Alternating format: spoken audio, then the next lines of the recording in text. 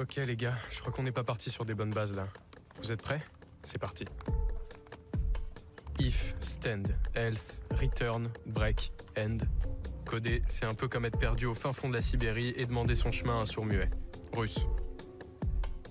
A priori, c'est mal barré. Alors juste avant que la vidéo commence, je voudrais vous faire part de quelque chose que j'ai appris il y a pas longtemps. Je vais participer au Hacking Time. C'est une LAN de piratage informatique qui a été organisée par mon école. On va apprendre à accrocher des cadenas, faire du hacking de machines, et on va apprendre à faire aussi plein d'autres trucs. Ça va être super sympa, ça va être de 18h30 à 23h. J'espère que vous serez là, j'espère que vous serez nombreux. Je le ferai en live sur ma chaîne YouTube. Donc surtout abonnez-vous à ma chaîne YouTube. Et puis si vous êtes intéressé, commentez-moi sur YouTube ou un autre truc. On s'en bat les couilles. Bon, je vous laisse avec la vidéo, c'est parti. Tu dois sûrement te poser la question de savoir comment les hackers font pour avoir accès à ton compte sans même avoir accès à ton mot de passe. Eh bien, c'est ce que je vais te montrer dans cette vidéo. Alors, vous allez voir que c'est une vulnérabilité qui est extrêmement exposée sur Internet. Alors, tout d'abord, je vais vous faire une courte introduction sur ce que c'est que le bug bounty. Le bug bounty, c'est des entreprises donc, qui ont mis leur site internet en ligne, mais qui proposent à des hackers de pirater ces sites internet, donc légalement, et il y a en fait des rémunérations à la clé.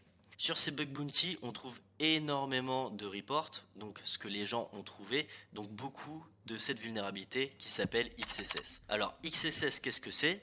Pour ceux qui ne sont pas du domaine et pour ceux également qui sont du domaine, c'est une vulnérabilité en fait qui permet à un attaquant d'injecter du code JavaScript. Le code JavaScript va s'exécuter et en fait tout simplement l'utilisateur va avoir des complications à ce niveau-là. Alors quelles sont ces complications? On peut récupérer en fait votre session. Alors comment ça se passe pour récupérer votre session?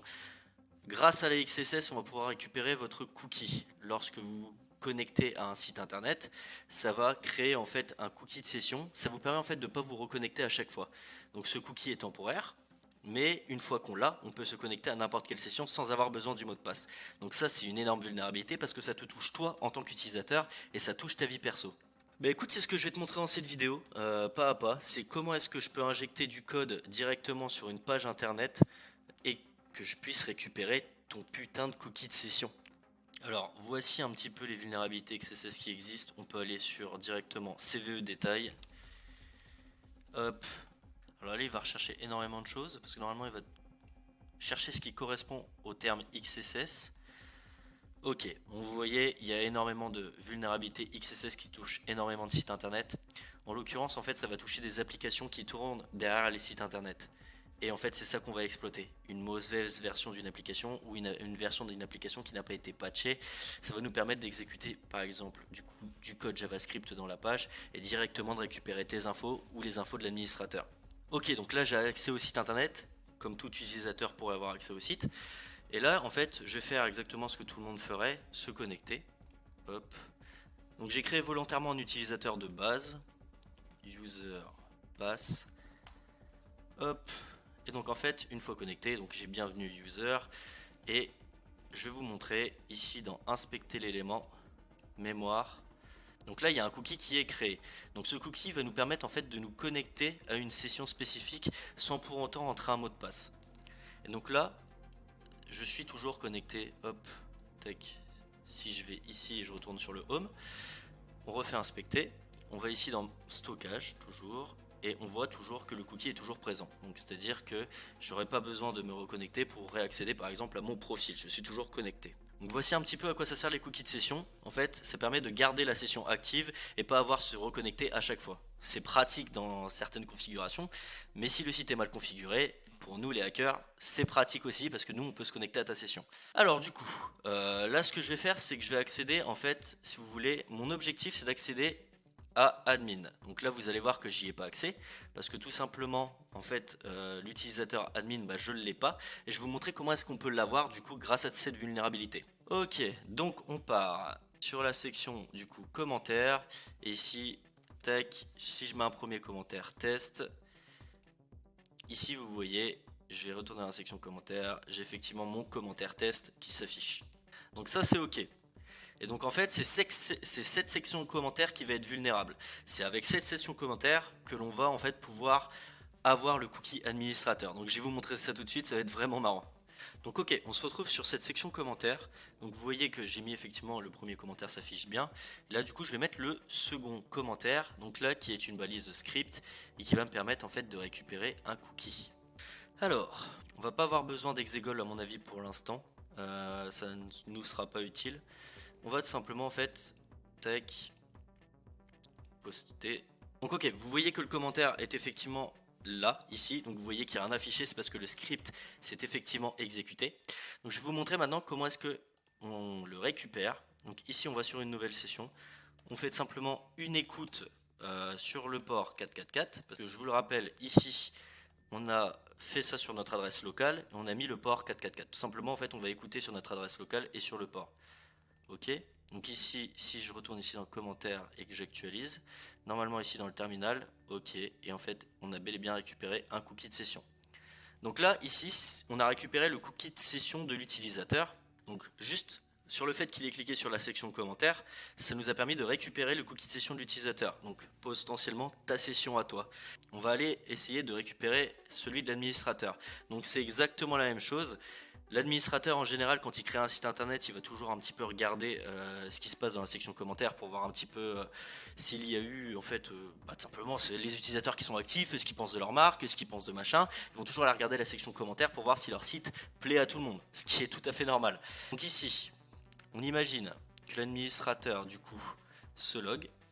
Alors je vais remettre du coup ici hop le port en écoute bien évidemment. Ici on va du coup se connecter. On imagine que du coup l'administrateur se connecte, donc bienvenue à l'administrateur. Donc là vous voyez que tout à l'heure je n'y avais pas accès, maintenant effectivement connecté avec l'administrateur j'y ai accès. On retourne ici, on retourne sur la section commentaires, le script s'est exécuté, vous avez rien vu.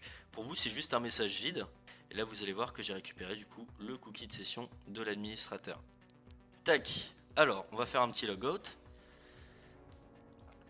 On va faire inspecter l'élément, et vous allez voir qu'en fait là du coup je me suis délog. Alors juste avant, je vais vous montrer que j'ai bien pas accès à l'admin. Vous voyez, j'ai pas accès au truc administrateur. D'ailleurs, je n'ai pas accès non plus à user. Vous voyez, j'ai accès à rien du tout parce que je n'ai pas de compte actuellement de connecter dessus. Et donc là, il y a deux possibilités.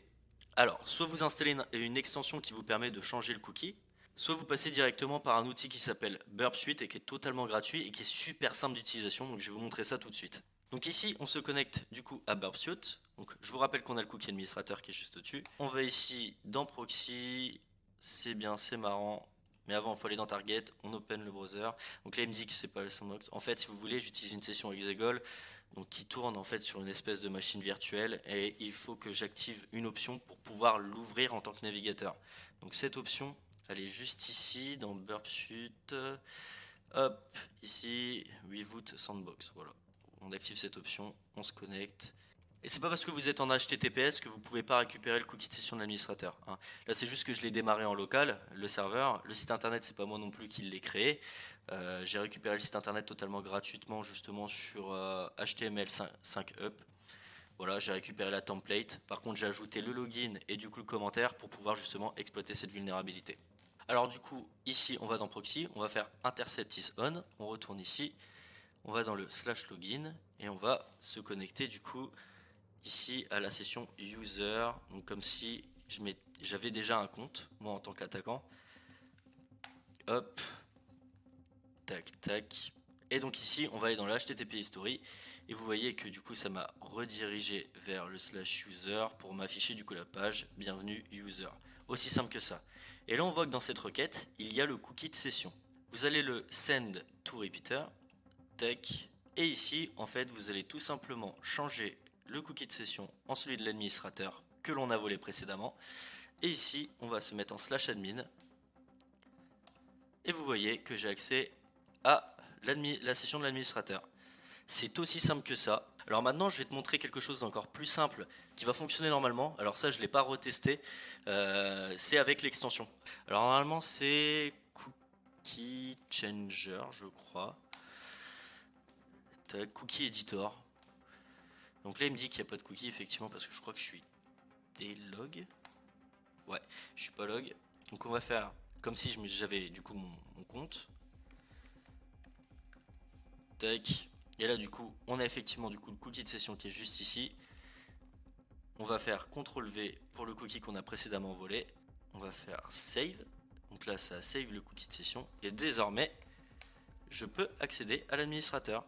Bah écoutez, voilà, j'ai la session admin. Là, du coup, on pourrait imaginer qu'il y a énormément d'utilisateurs et en fait que ça tourne en boucle, ça tourne en boucle, ça tourne en boucle et qu'en fait, j'accède à chaque fois aux différents cookies de session. À chaque fois. En fait, j'ai les cookies de session de tous les utilisateurs et à chaque fois, je peux me connecter sur la session de chaque utilisateur. Donc effectivement, c'est temporaire. Des fois, ça dure 1 ou 2 jours. Des fois, ça dure un peu plus longtemps. Mais ça me laisse le temps en fait d'accéder à toutes vos photos, d'accéder à tous vos messages, d'accéder à tous vos trucs. Et ça me permet de simplement en fait d'avoir accès à votre compte et de pouvoir faire ce que je veux dessus. Donc cette vidéo est une première partie sur comment est-ce qu'on peut voler vos comptes. Il y en aura une deuxième qui va également nous permettre de voler votre mot de passe cette fois-ci. Et là on va attaquer directement du coup le vol de mot de passe.